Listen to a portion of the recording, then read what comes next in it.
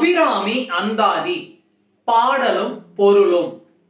பாடல் 21.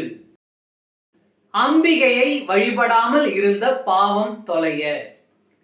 மங்களை செங்கலச முலையால் மலையால் வருண சங்கலை செங்கை சகலகலா மயில் தாவு கங்கை பொங்கு அலைத்தங்கும் புரிசடையோன் புடையால் உடையால் பிங்களை நீலி செய்யால் வெளியால் பசும் பொற்கொடியே. மங்களை செங்கலச முலையால் மலையால் வருண சங்கலை செங்கை சகலகலா மயில் தாவு கங்கை பொங்கு அலைத்தங்கும் புரிசடையோன் புடையால் உடையால் பிங்களை நீலி செய்யால் வெளியால் பசும் பொற்கொடியே. பாடலின் பொருளுரை.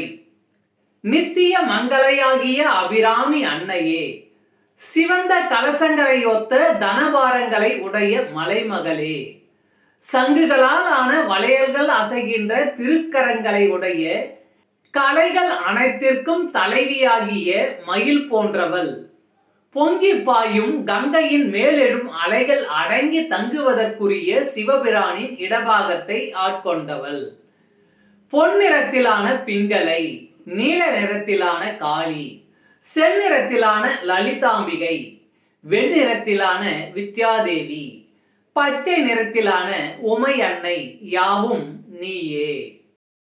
அன்பு ஆன்மீக தமிழ் அன்பர்களே, நண்பர்களே, இவ்வீடியோ பதிவினை கேட்டு இன்புற்று ஆதரவு அளித்த அனைத்து தமிழ் உள்ளங்களுக்கும் எங்கள் உள்ளம் கனிந்த நன்றி.